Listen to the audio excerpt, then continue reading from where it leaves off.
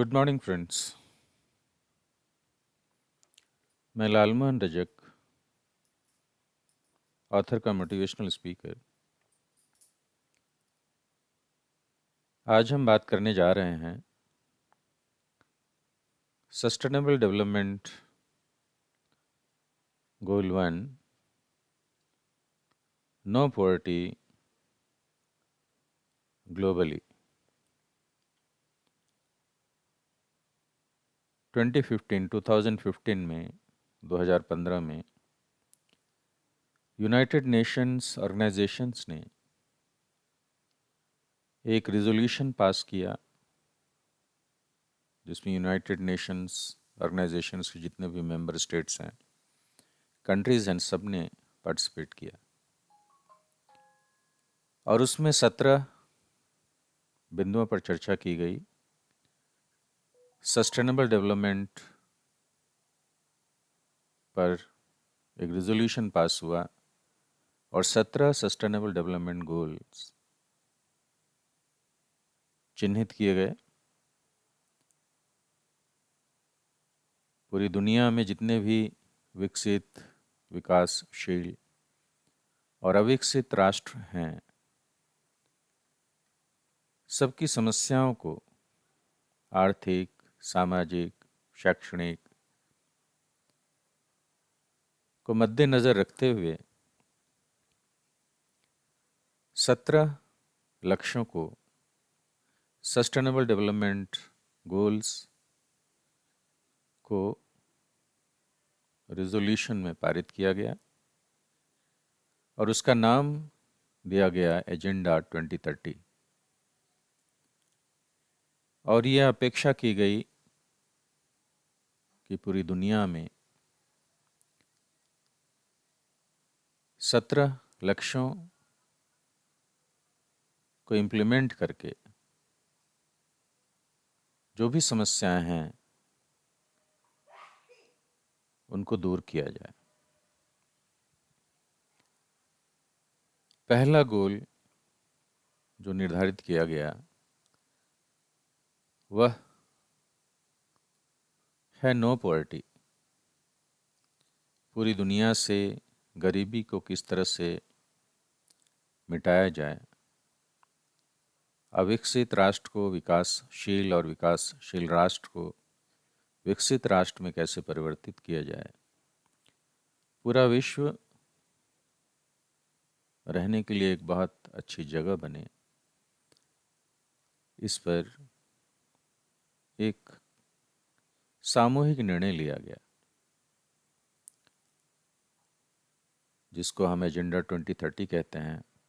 UNO का ये agenda है, यूनाइटेड नेशंस ऑर्गेनाइजेशंस का, यूनाइटेड नेशन ऑर्गेनाइजेशन का। पिछले एक वेबिनार में मैंने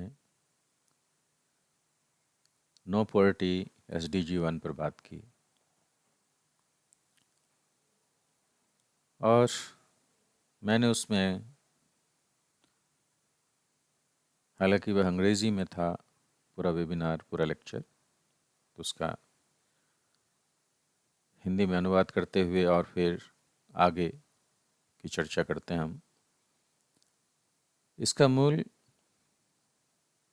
जो बिंदु है वह यह है कि गरीबी को हम समूल रूप से कैसे नष्ट कर सकते हैं। उसका उदाहरण मैं देना चाहूँगा। आज से तकरीबन 40 साल पहले एक छोटा सा गांव जो बिल्कुल टापू की तरह था, जब वहाँ के लोग अपने घर से बाहर निकलते थे तो सामने की गली, जो कच्ची सड़क भी नहीं कह सकते, बरसात के दिनों में घुटने तक पानी रह जाता था कुछ हिस्से में। वहाँ से कहीं शहर में या फिर अस्पताल या रोड में बस पकड़ने, ट्रेन पकड़ने के लिए जाना पड़े तो साइकिल या पैदल ही साधन होता था। एक व्यक्ति की सोच ने उस पूरे गांव की किस्मत को बदल दिया। गरीबी से जूझते हुए लोग बदहाली में जिंदगी गुजार रहे थे। उनमें से कुछ लोग आसपास के टाउनशिप में, शहरों में कुछ जॉब कर रहे थे, लेकिन अधिकांश लोगों की स्थिति गरीबी के चंगुल में फंसी थी। उसमें से एक परिवार स्पेसिफिकली, विशेष करके कैसे गरीबी से बाहर निकलता है, मैं उसका उदाहरण यहाँ प्रस्तुत करते हुए, और ऐसे कई उदाहरण हैं, हजारों लाखों, पूरे देश में, पूरी दुनिया में। गांव के प्रधान व्यक्ति, मुखिया, एक दिन आए उस परिवार से, चंदा मांगा। एक मंदिर के में पूजा हो रही थी, वार्षिक पूजा होती है। उस परिवार के पास 1 रुपया तक देने के लिए चंदा नहीं था। उस परिवार के मुखिया को कष्ट था। बच्चे गरीबी से जूझ रहे थे। बड़ा बेटा सामने था और उससे कहा जा रहा था कि क्या आपके घर में 1 रुपया भी नहीं है चंदा देने के लिए? उसने कहा नहीं है। लेकिन कहीं न कहीं उसके मन में यह बात बैठ गई कि आज उसे और उसके परिवार को आर्थिक रूप से सबसे पिछड़ा हुआ परिवार माना जा रहा है और माना जाएगा। इस परिस्थिति से कैसे उबरा जाए? पिता को भी इस बात की जानकारी हुई, दुख हुआ। अपने एक बेटे को पढ़ाने के लिए उन्होंने अपनी एड़ी चोटी एक कर दी, पूरी मेहनत की। बगल के गांव में ही एक स्कूल था, सरकारी स्कूल, वहाँ उसका दाखिला हुआ। पढ़ने में अच्छा था, मेहनत की, प्रखंड और जिला स्तर में स्कॉलरशिप, छात्रवृत्ति हासिल किया। पास के छोटे शहर में हाई स्कूल में एडमिशन हुआ, मिडिल स्कूल के बाद में एडमिशन हुआ, हाई स्कूल में हुआ। वहाँ का वह टॉपर अपनी क्लास का होता रहा, पढ़ने में अच्छा था। वहाँ से प्रदेश के सबसे अच्छे कॉलेज में उसका दाखिला हुआ। +2 किया, इंटरमीडिएट साइंस, और फिर वहाँ से वह एक राष्ट्रीय स्तर के बाद ही अच्छे सरकारी ऑर्गेनाइजेशन में उसने नौकरी कर ली। वहाँ से ग्रेजुएशन किया, डबल ग्रेजुएशन किया, मास्टर डिग्री की, और फिर वॉलंटरी रिटायरमेंट लेकर के वह वापस अपने शहर में आ गया। और चूँकि उसने इंग्लिश में एमए कर रखी थी, बीएड कर रखा था, तो वह इंग्लिश पढ़ाता रहा। उसने उस लकीर को आगे बढ़ाई जो उसके पिता ने, उसके दादा ने थोड़ी सी बनाई थी। दादा ने थोड़ी सी बनाई थी क्योंकि उसके पिता को प्राइमरी तक एजुकेशन दे पाए थे। एक सोच डेवलप हुई कि एजुकेशन के ज़रिए ही आर्थिक, सामाजिक, और फिर वह वॉलंटरी रिटायरमेंट लेकर के वह वापस अपने शहर में आ गया। और चूँकि उसने इंग्लिश में एमए कर रखी थी, बीएड कर रखा था, तो वह इंग्लिश पढ़ाता रहा। उसने और शैक्षणिक स्थिति को सुधारा जा सकता है। उस एक सोच ने तीसरे जनरेशन को आगे बढ़ने में सहयोग किया और फिर उस लड़के की ज़िंदगी में जब वह वॉलंटरी रिटायरमेंट लेकर के आ गया तो उनके बच्चों ने, उनकी पत्नी ने साथ दिया और फिर वहाँ से एक ऐसी छलांग लगी कि गरीबी तो दूर हुई, देश के एक प्रतिष्ठित शहर में उसके बच्चों ने अच्छा सा मकान लेके दे दिया। आज वह एक मध्यम वर्गीय अच्छी जिंदगी जी रहा है। तो यह सोच कि गरीबी से निकलने का सबसे सटीक और आसान तरीका है गुणवत्तापूर्ण शिक्षा। जब वह पढ़ रहा था तो उसमें सरकारी स्कूल भी आज के पब्लिक स्कूल से भी ज़्यादा अच्छे थे। शिक्षक बड़ी ईमानदारी से पढ़ाते थे, वेतन कम था, सम्मान बहुत मिलता था और सम्मान उस शिक्षक को ज़्यादा मिलता था जिसकी पकड़ विषय पर और उस विषय पर पकड़ होने की वजह से विद्यार्थियों पर अच्छी पकड़ होती थी। मुझे याद है जब मुझे मैथ्स पढ़ाया जाता था तो मैथ्स का एक एक प्रश्न मेरे जहन में बैठ जाता था। उसी तरह से जब हिंदी पढ़ाई जाती थी तो मेरी रीढ़ की हड्डी सीधी हो जाती थी। इतिहास, भूगोल,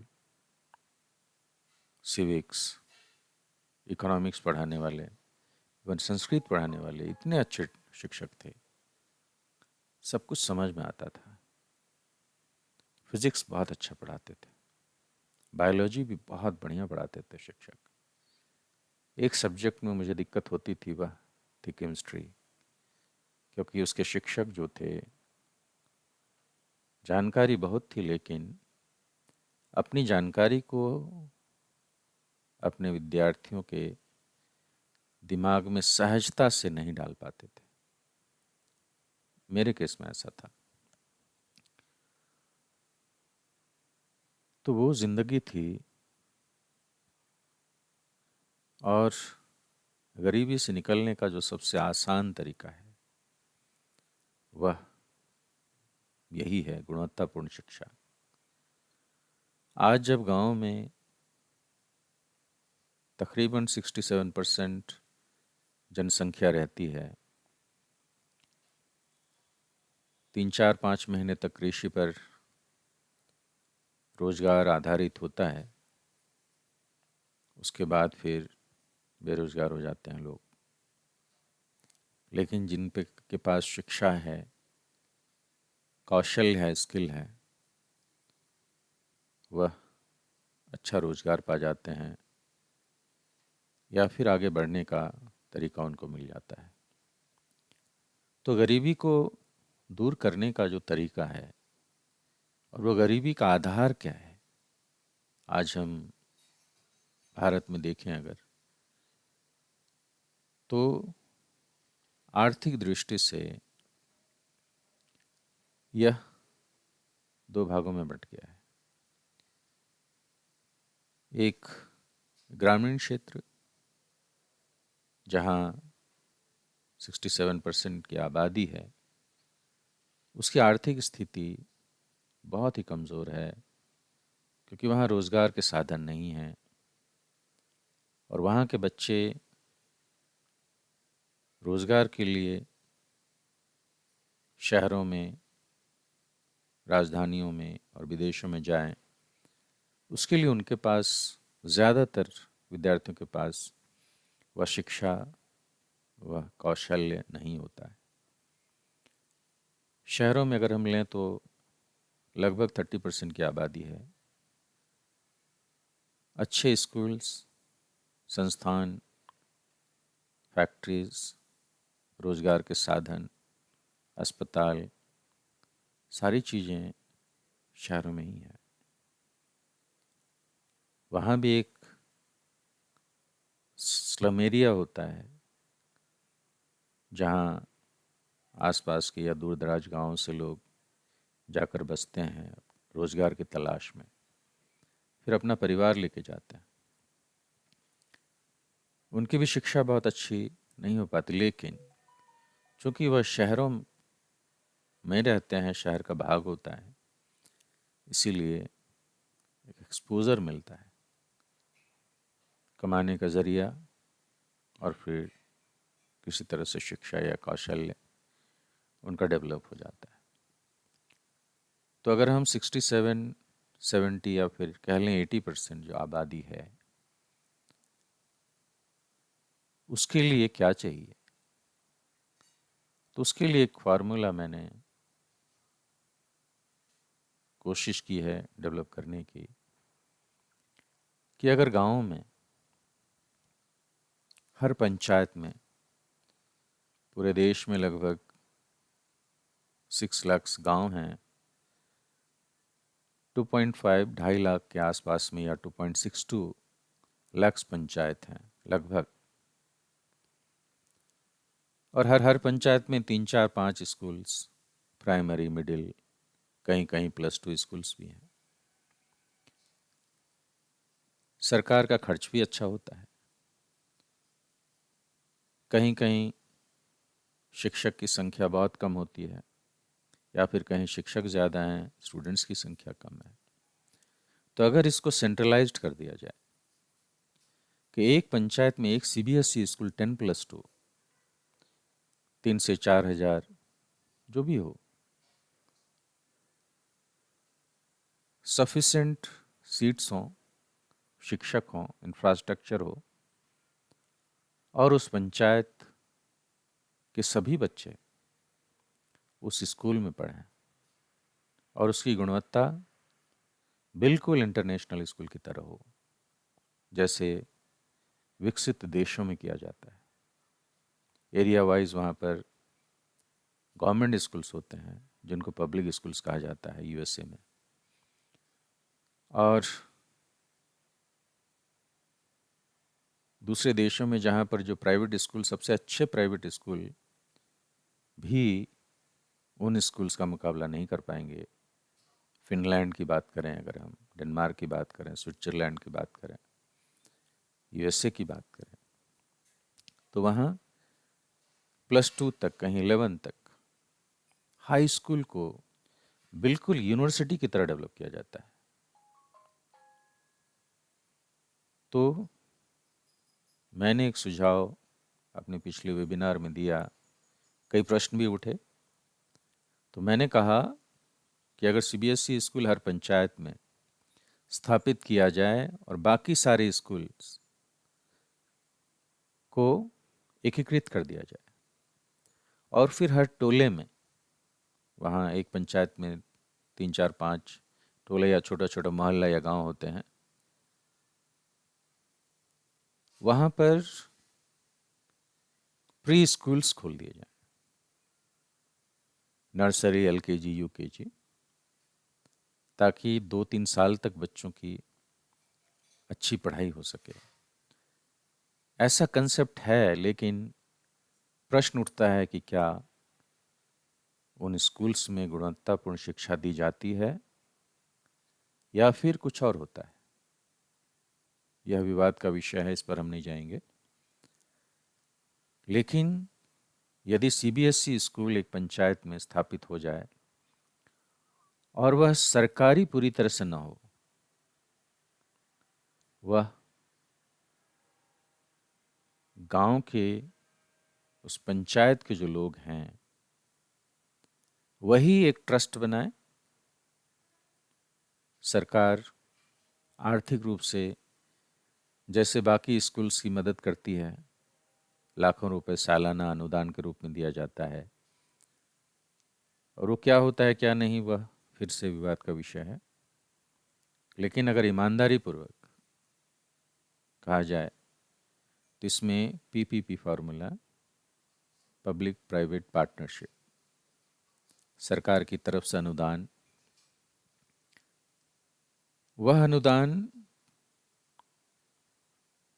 प्री प्राइमरी, प्राइमरी, सेकेंडरी और हायर सेकेंडरी के लिए होना चाहिए। यहाँ तक की जो पढ़ाई है 12वीं तक अगर सही तरीके से हो जाए तो सरकारी संस्थान, बहुत अच्छे अच्छे कॉलेजेस, यूनिवर्सिटीज़ हैं इंडिया में। अभी हम इंडिया की ही बात करते हैं। 12वीं तक की पढ़ाई बहुत मायने रखती है और पूरे जीवन को, पूरी सामाजिक स्थिति, आर्थिक स्थिति, शैक्षणिक स्थिति को बदल देती है। अब उसमें एक प्रश्न उठा कि सीबीएसई स्कूल के लिए फंडिंग कहाँ से आएगा। तो इसका जवाब ये हुआ कि स्कूल के अलावा बहुत सारे काम होते हैं हर पंचायत में, हर गांव में, और उसके लिए फंडिंग होती है, बहुत अच्छी फंडिंग होती है। स्थानीय विधायक, सांसद जो होते हैं उनका फंड होता है, वह भी मदद करते हैं। सरकार की तरफ से अनुदान होते हैं, बहुत सारे स्कीम्स होते हैं, सोशल डेवलपमेंट, सोशल वेलफेयर के स्कीम्स होते हैं, एजुकेशन डिपार्टमेंट का होता है। प्लस जो हर पंचायत में 5-5, 6-6 स्कूल्स जो खोले जाते हैं, उसमें से जो खर्च होता है इंफ्रास्ट्रक्चर पर, बहुत सारी चीज़ों पर। आज तो शिक्षा की गुणवत्ता को बढ़ाने के अलावा सब कुछ होता है। हर साल इंफ्रास्ट्रक्चर पर बहुत बड़ी राशि खर्च होती है। वह भी चिंतन का विषय है।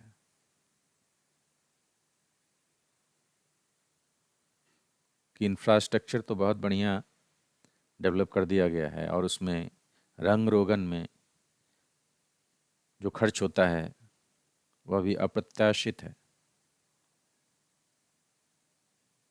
खर्च बहुत होता है, मगर शिक्षा की जो गुणवत्ता है वह क्यों नहीं बढ़ रही है। हम केंद्रीय विद्यालयों को लें, अच्छी एजुकेशन की व्यवस्था है वहाँ। नवोदय विद्यालय हैं, उनमें भी एजुकेशन की अच्छी व्यवस्था है। तो उसी तर्ज पर अगर हम हर पंचायत में